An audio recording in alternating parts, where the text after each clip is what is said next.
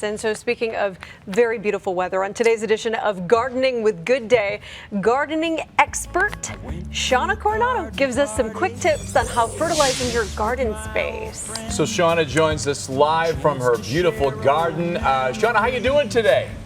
Looks nice, huh?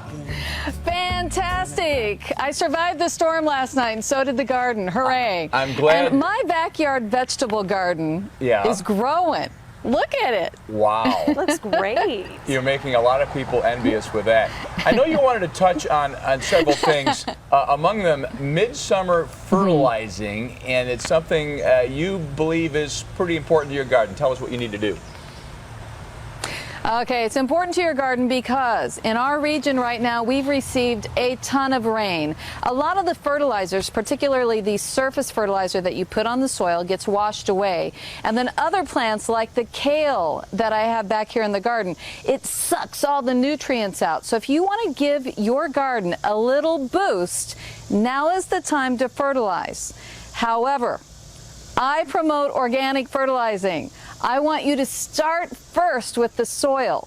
So when you have a garden, you need to, and you're planting the garden, make sure that you're adding soil amendments. So right here I have some leaf mulch, rotted manure, compost. Those are all things that you can add to your garden at the beginning of the garden when you're planting and all season long and have it really be a benefit. I'm going to show you how to do it.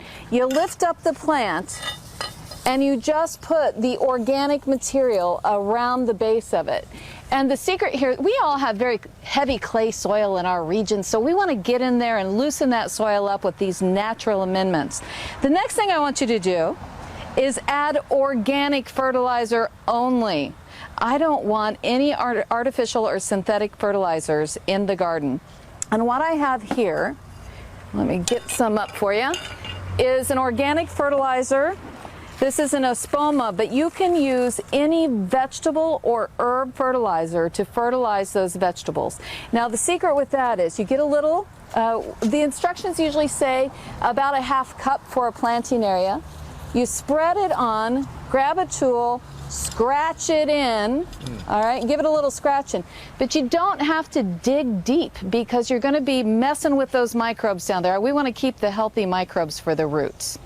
So that's the few basics. The other thing is, please, don't over-fertilize. Everyone is always over-fertilizing their gardens. That's a big no-no. You don't need too much fertilizer. You need just the right amount. So make sure you read those instructions and follow them closely. Well, Shawna, what else? Good stuff. Tell us a little bit more about what's doing especially well in your garden, like right now that we can see. Right now, I mean, you can look back here. This red plant that is right in front of me is a beet. It's called a blood beet. And this is a part shade growing area. It's sunny in the morning, shady in the afternoon.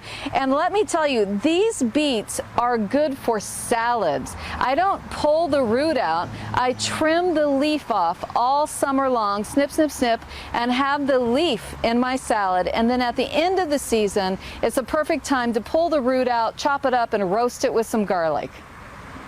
Excellent. And so I think that's probably the best. Wonderful. It looks great out there, very lush to say the least. But I guess for those that aren't really all that, or maybe just getting into gardening, when we're talking about organic fertilizer, what does, if you're not using organic fertilizer, what does this do to not only the environment but for your plants? Okay, a lot of the synthetic fertilizers and pesticides, since we're talking about things that are non-organic, they have a long life in the soil.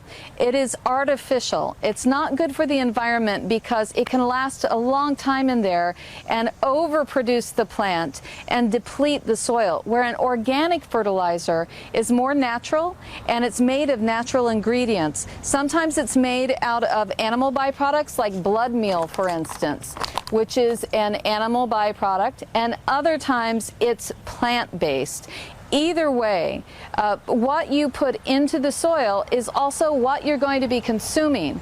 So if you're eating a beet that's filled with an artificial chemical or pesticide, then that's going into your body. You don't want artificial things. You want to be all natural, don't you? Most certainly. I'll go along with that one. Yeah, definitely. Shawna, we appreciate your insights and lots of good information. If you want more gardening information and tips from Shawna, you can head to her website, shawnacoronado.com. Shawna, good to see you. Thanks so much. Thanks for coming. Okay. All right, up next on Good